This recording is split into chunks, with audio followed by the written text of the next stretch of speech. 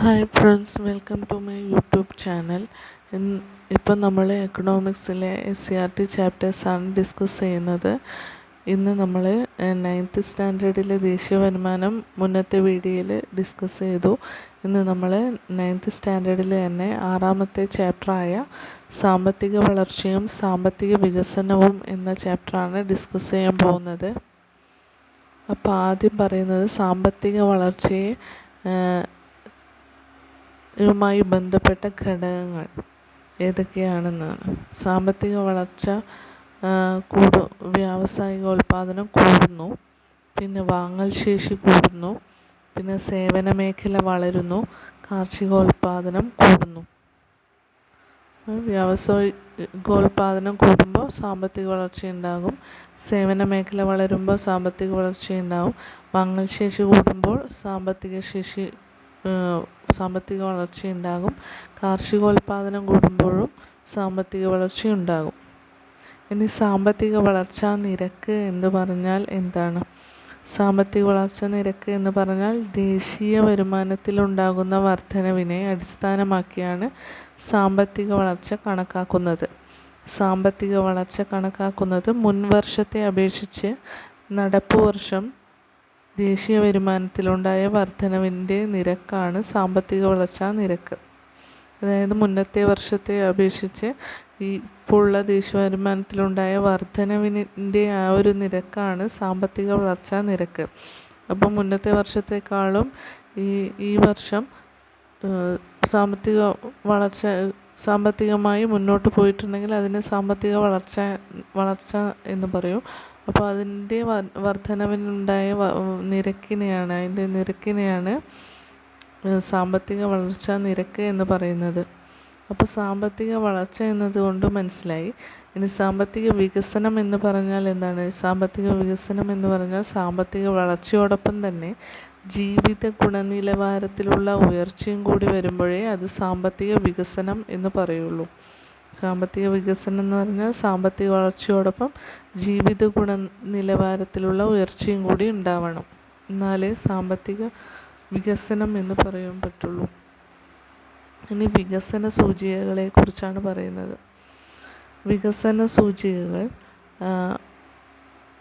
എന്നുവെച്ചാൽ 4 രീതിയിൽ പറയാം. വികസന സൂചികകൾ 4 തരത്തിലുണ്ട്. ഒന്ന് പ്രതിശീർഷ വരുമാനം, പിന്നെ ഭൗതിക ജീവിത ഗുണനിലവാര സൂചിക, മാനവ വികസന സൂചിക, മാനവ സന്തോഷ സൂചിക. ഇതൊക്കെയാണ് പ്രതിശീർഷ വരുമാനം, ഭൗതിക ജീവിത നിലവാര സൂചിക. പ്രതിശീർഷ വരുമാനം, പിന്നെ ഭൗതിക ജീവിത ഗുണനിലവാര സൂചിക, മാനവ വികസന സൂചിക, മാനവ സന്തോഷ സൂചിക. അതിൽ ആദ്യത്തേത് പ്രതിശീർഷ വരുമാനം. പ്രതിശീർഷ വരുമാനം എന്ന് പറഞ്ഞാൽ ദേശീയ വരുമാനം ജനസംഖ്യ കൊണ്ട് ഹരിക്കുമ്പോൾ നമുക്ക് കിട്ടുന്നതാണ് പ്രതിശീർഷ വരുമാനം. ദേശീയ വരുമാനം ഡിവൈഡഡ് ബൈ ജനസംഖ്യ. അപ്പോൾ ഈ ഒരു സൂചികയുടെ ലിമിറ്റേഷൻ എന്ന് പറയുന്നത് ഇത് ഒരു ശരാശരി വരുമാനമാണ്. ദരിദ്ര സമ്പന്ന വിഭാഗങ്ങളുണ്ടെങ്കിൽ ജീവിത ഗുണമേന്മ കൈവരിച്ചു എന്ന് അവകാശപ്പെടാൻ കഴിയില്ല.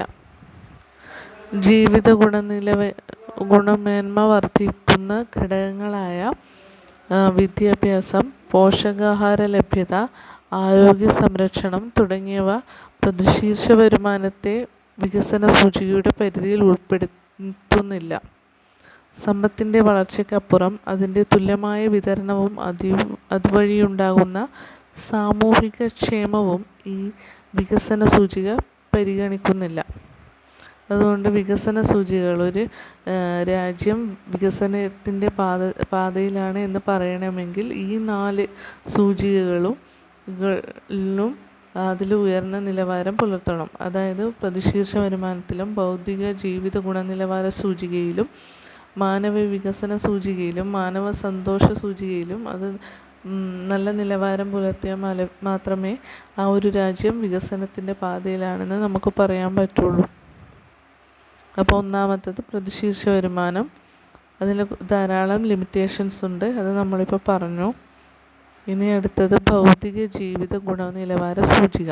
അതായത് physical quality of life index PQLI, അതാണ് physical quality of life index അഥവാ PQLI. ഈ ഗുണനിലവാര സൂചിക നിലവിൽ വന്നത് 1979 PQLI അടിസ്ഥാനമായി പരിഗണിച്ച മൂന്ന് ഘടകങ്ങൾ ഒന്നാമത്തത് പ്രതീക്ഷിത ആയുർദൈർഘ്യം, ശിശുമരണ നിരക്ക്, അടിസ്ഥാന സാക്ഷരത. അതായത് PQLI അടിസ്ഥാനമായി പരിഗണിച്ച 3 ഘടകങ്ങൾ പ്രതീക്ഷിത ആയുർദൈർഘ്യം, ശിശുമരണ നിരക്ക്, അടിസ്ഥാന സാക്ഷരത. പ്രതിശീർഷ വരുമാനത്തേക്കാൾ മികച്ച വികസന സൂചികയാണ് ഭൗതിക ജീവിത ഗുണനിലവാര സൂചിക. അതായത് പ്രതിശീർഷ വരുമാനത്തേക്കാൾ അതിന് കുറേ ലിമിറ്റേഷൻസ് ഉണ്ട്. അതിനേക്കാൾ മികച്ച വികസന സൂചികയാണ് ഭൗതിക ജീവിത ഗുണനിലവാര സൂചിക. അടുത്ത് വരുന്നത് മാനവ വികസന സൂചിക, അതായത് ഹ്യൂമൻ ഡെവലപ്മെൻറ്റ് ഇൻഡെക്സ് HDI. ഐക്യരാഷ്ട്ര വികസന സമിതി UNDP മാനവ വികസനത്തെക്കുറിച്ച് പറഞ്ഞത് ഇങ്ങനെയാണ്: മാനവ വിഭവശേഷി മെച്ചപ്പെടുത്തുന്നതിന് ജനങ്ങൾക്ക് ലഭിക്കുന്ന അവസരങ്ങൾ വിപുലപ്പെടുത്തുന്ന പ്രക്രിയയാണ് മാനവ വികസനം.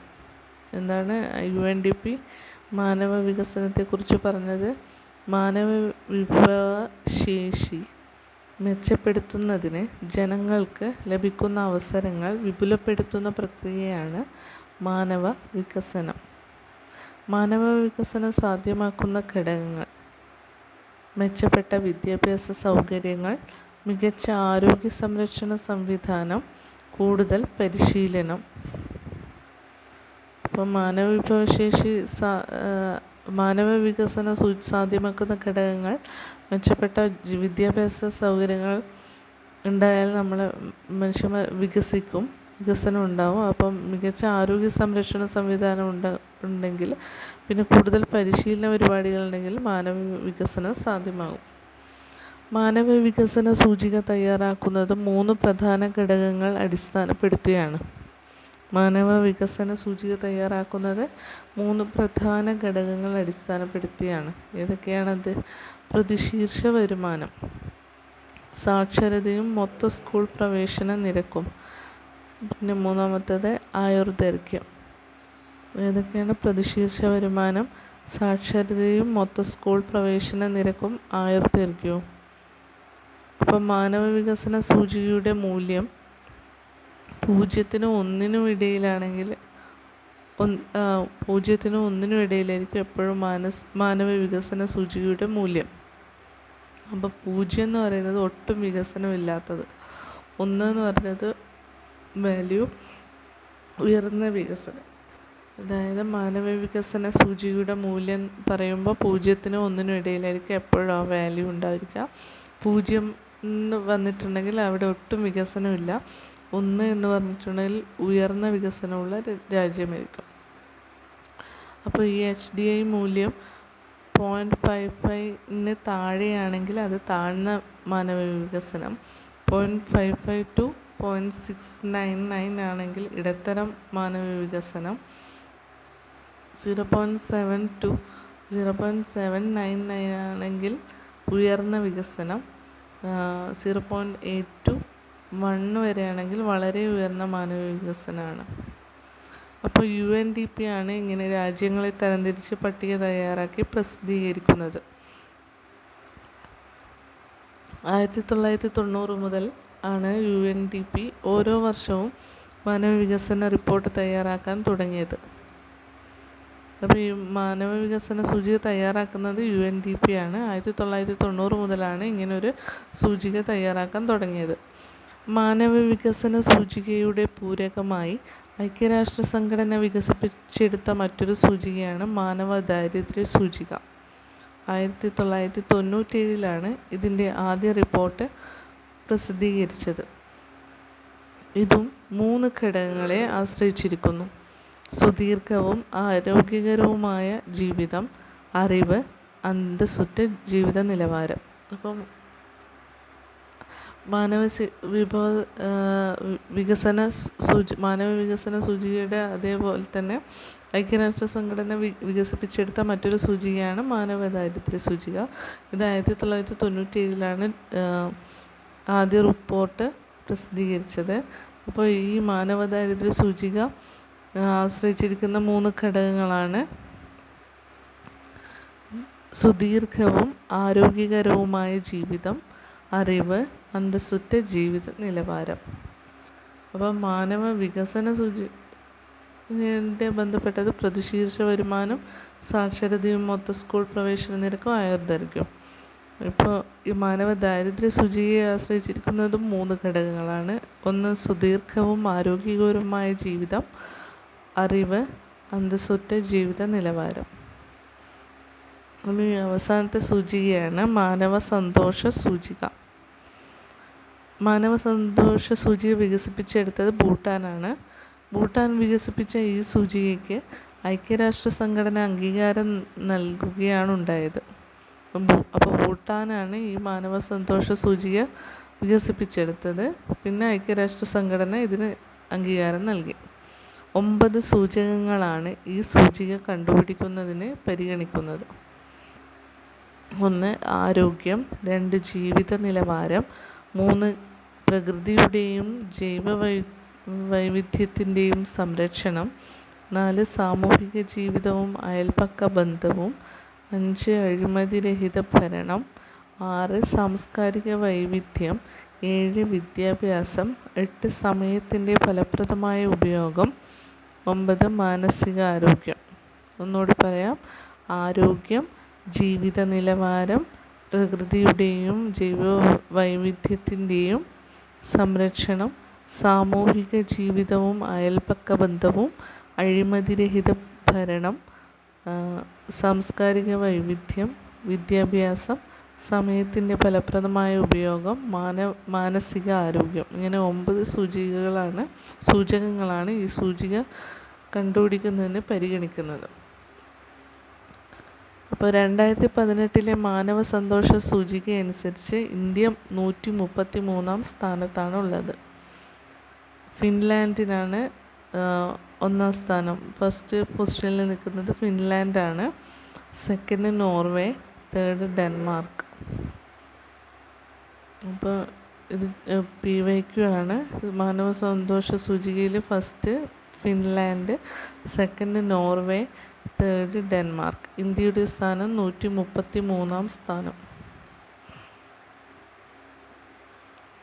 ഇനി സാമ്പത്തിക വളർച്ചയും സാമ്പത്തിക വികസനവും തമ്മിലുള്ള വ്യത്യാസങ്ങൾ നമുക്ക് പറയാം.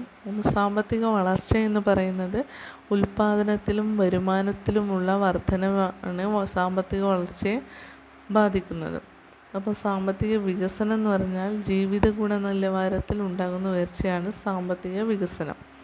പിന്നെ ദേശീയ വരുമാനത്തിലെ വളർച്ചയാണ് അളവുകോൽ സാമ്പത്തിക വളർച്ചയിൽ. പിന്നെ സാമ്പത്തിക വികസനത്തിൽ ഭൗതിക ജീവിത ഗുണനിലവാര സൂചിക, മാനവ വികസന സൂചിക എന്നിവയാണ് അളവുകോലാക്കുന്നത്. അപ്പോൾ സാമ്പത്തിക വളർച്ച അളക്കുന്നത് ദേശീയ വരുമാനത്തിലെ വർധന കൊണ്ടാണ്. എന്നാൽ സാമ്പത്തിക വികസനം അളക്കുന്നത് ഭൗതിക ജീവിത ഗുണനിലവാര സൂചിക, മാനവ വികസന സൂചിക എന്നിവയെ ഉപയോഗിച്ചാണ്. പിന്നെ സാമ്പത്തിക വളർച്ച സംഖ്യാപരമായി സൂചിപ്പിക്കുന്നു. സാമ്പത്തിക വളർച്ചയെ നമുക്ക് സംഖ്യാപരമായി സൂചിപ്പിക്കാൻ കഴിയും. പക്ഷെ സാമ്പത്തിക വികസനം നമ്മൾ സൂചിപ്പിക്കുന്ന ഗുണപരമായ മാറ്റം സൂചിപ്പിക്കുന്നു. സാമ്പത്തിക ഘടകങ്ങൾക്ക് മാത്രം ഊന്നൽ നൽകുന്നത് സാമ്പത്തിക വളർച്ചയിലാണ്. സാമ്പത്തിക ഘടകങ്ങൾക്ക് മാത്രം ഊന്നൽ നൽകുന്നത്. അപ്പോൾ സാമ്പത്തിക വികസനത്തിൽ സാമ്പത്തികവും സാമൂഹികവുമായ ഘടകങ്ങൾക്ക് ഊന്നൽ നൽകുന്നു. പിന്നെ വരുന്നത് വളർച്ച ഹ്രസ്വകാലയളവിൽ സംഭവിക്കുന്നതാണ്. സാമ്പത്തിക വളർച്ച എന്ന് വെച്ചാൽ ചെറിയ കാലയളവിൽ സംഭവിക്കുന്നതാണ്. എന്നാൽ സാമ്പത്തിക വികസനം ദീർഘകാലയളവ് കൊണ്ട് സംഭവിക്കുന്നതാണ്. അപ്പോൾ ഒന്നുകൂടി പറയാം: സാമ്പത്തിക വളർച്ച എല്ലാ പോയിൻറ്റ്സും പറയാം. ഉൽപ്പാദനത്തിലും വരുമാനത്തിലുമുള്ള വർധനവ് ആണ് സാമ്പത്തിക വളർച്ച. ദേശീയ വരുമാനത്തിലെ വളർച്ചയാണ് അളവുകോല്. സാമ്പത്തിക വളർച്ച സംഖ്യാപരമായി സൂചിപ്പിക്കാൻ പറ്റും. പിന്നെ സാമ്പത്തിക ഘടകങ്ങൾക്ക് മാത്രം ഊന്നൽ നൽകുന്നു. പിന്നെ ഈ സാമ്പത്തിക വളർച്ച കുറഞ്ഞ കാലയളവിൽ സംഭവിക്കുന്നതാണ്. പിന്നെ സാമ്പത്തിക വികസനത്തിൻ്റെ പോയിൻറ്റ്സ്: ജീവിത ഗുണനിലവാരത്തിൽ ഉണ്ടാകുന്ന ഉയർച്ച, പിന്നെ ഭൗതിക ജീവിത ഗുണനിലവാര സൂചിക, മാനവ വികസന സൂചിക എന്നിവയെ അളവുകോലാക്കുന്നു. ഗുണപരമായി മാറ്റം സൂചിപ്പിക്കുന്നു. സാമ്പത്തികവും സാമൂഹികവുമായ ഘടകങ്ങൾക്ക് ഊന്നൽ നൽകുന്നു. പിന്നെ വികസനം ദീർഘകാലയളവ് കൊണ്ട് സംഭവിക്കുന്നതാണ്. അപ്പോൾ 2011-2012 ഇന്ത്യയിൽ 29.5% ആളുകൾ ദരിദ്രരാണ്. 2011-12 കണക്കനുസരിച്ച് ഇന്ത്യയിൽ 29.5% ആൾക്കാർ ദരിദ്രരാണ്. ഇന്ത്യയിൽ വികസനം നേരിടുന്ന പ്രധാന വെല്ലുവിളികൾ: ഇന്ത്യയിലെ വികസനം നേരിടുന്ന പ്രധാന വെല്ലുവിളികളിൽ ഒന്നാണ് ദാരിദ്ര്യം, തൊഴിലില്ലായ്മ, അസമത്വം. അസമത്വം എന്ന് വരുന്നത് സമ്പത്തിലുള്ള അസമത്വം, വരുമാനത്തിലുള്ള അസമത്വം, ഭൂപ്രദേശങ്ങൾ തമ്മിലുള്ള അസമത്വം, എല്ലാ തരത്തിലുള്ള അസമത്വം ഇതിൽ വരും. ഇന്ത്യയിലെ ഉത്തർപ്രദേശ്, ബീഹാർ, ഉത്തരാഖണ്ഡ്, ഛത്തീസ്ഗഡ്, ഒഡീഷ എന്നീ സംസ്ഥാനങ്ങളിലെ 35%-ൽ കൂടുതൽ ജനങ്ങൾ ദാരിദ്ര്യത്തിലാണ്. അപ്പോൾ ഇന്ത്യയിലെ ഉത്തർപ്രദേശും ബീഹാറും ഉത്തരാഖണ്ഡും ഛത്തീസ്ഗഡും ഒഡീഷയും എന്നീ സംസ്ഥാനങ്ങളിലെ 35%-ൽ കൂടുതൽ ആൾക്കാർ ദരിദ്രരാണ് എന്നാണ് പറയുന്നത്. ഇനി വരുന്നത് സുസ്ഥിര വികസനം. ഐക്യരാഷ്ട്ര സംഘടന നിയമിച്ച ബ്രണ്ട്ലാൻഡ് കമ്മീഷൻ സുസ്ഥിര വികസനത്തെ നിർവചിച്ചത് എങ്ങനെയാണ്? വരും തലമുറയ്ക്ക് അവരുടെ ആവശ്യങ്ങൾ നിറവേറ്റാനുള്ള കഴിവിൽ കുറവ് വരാതെ ഇന്നത്തെ തലമുറ അവരുടെ ആവശ്യങ്ങൾ നിറവേറ്റുന്ന സമീപനമാണ് സുസ്ഥിര വികസനം. സുസ്ഥിര വികസനം എന്ന് പറഞ്ഞാൽ ഐക്യരാഷ്ട്ര സംഘടന നിയമിച്ച ബ്രണ്ട്ലാൻഡ് കമ്മീഷൻ സുസ്ഥിര വികസനത്തെ നിർവചിച്ചത് എങ്ങനെയാണ്? വരും തലമുറയ്ക്ക് അവരുടെ ആവശ്യങ്ങൾ നിറവേറ്റാനുള്ള കഴിവിൽ കുറവ് വരാതെ ഇന്നത്തെ തലമുറ അവരുടെ ആവശ്യങ്ങൾ നിറവേറ്റുന്ന സമീപനമാണ് സുസ്ഥിര വികസനം. ഇതിൻ്റെ 3 പ്രധാന ലക്ഷ്യങ്ങളാണ്: പരിസ്ഥിതി ലക്ഷ്യങ്ങൾ, സാമ്പത്തിക ലക്ഷ്യങ്ങൾ, സാമൂഹിക ലക്ഷ്യങ്ങൾ. സുസ്ഥിര വികസനത്തിൻ്റെ 3 ലക്ഷ്യങ്ങളാണ് പരിസ്ഥിതി ലക്ഷ്യങ്ങൾ, സാമ്പത്തിക ലക്ഷ്യങ്ങൾ, സാമൂഹിക ലക്ഷ്യങ്ങൾ. പിന്നെ ഇത്രയാണ് ഈ ഒരു ചാപ്റ്ററിൽ പറയാനുള്ളത്. നമ്മൾ ഇതിൻ്റെ അകത്ത് ഡിസ്കസ് ചെയ്തത് സാമ്പത്തിക വളർച്ചയെക്കുറിച്ചും സാമ്പത്തിക വികസനത്തെക്കുറിച്ചുമാണ്. സാമ്പത്തിക വളർച്ച എന്ന് വെച്ചാൽ ദേശീയ വരുമാനത്തിലുണ്ടാകുന്ന വളർച്ച. സാമ്പത്തിക വികസനം എന്ന് വെച്ചാൽ സാമ്പത്തിക വളർച്ചയോടൊപ്പം കൂടി തന്നെ ജീവിത ഗുണനിലവാരത്തിലുണ്ടാകുന്ന വളർച്ച. പിന്നെ സാമ്പത്തിക വികസനത്തെ സൂചിപ്പിക്കാനുള്ള വികസന സൂചികകളാണ് പ്രതിശീർഷ വരുമാനം, ഭൗതിക ജീവിത ഗുണനിലവാര സൂചിക, മാനവ വികസന സൂചിക, മാനവ സന്തോഷ സൂചിക. അപ്പോൾ അതിനെക്കുറിച്ചെല്ലാം നമ്മൾ ഈ വീഡിയോയിൽ പറഞ്ഞു. അപ്പോൾ ഇനി ഈ ചാപ്റ്റർ ഈ ചാപ്റ്ററിൽ ഇത്രയും കാര്യങ്ങളാണ് നിങ്ങൾക്ക് പഠിക്കാനുള്ളത്. ഇനി അടുത്ത ചാപ്റ്ററിൽ സമ്പദ് വ്യവസ്ഥകളും സാമ്പത്തിക നയങ്ങളും എന്ന് പറഞ്ഞ വേറൊരു ചാപ്റ്ററാണ് നമ്മൾ ഡിസ്കസ് ചെയ്യാൻ പോകുന്നത്. ഈ വീഡിയോ ഇഷ്ടമായാൽ സബ്സ്ക്രൈബ് ചെയ്യുക, ഷെയർ ചെയ്യുക, ലൈക്ക് ചെയ്യുക. Thank you.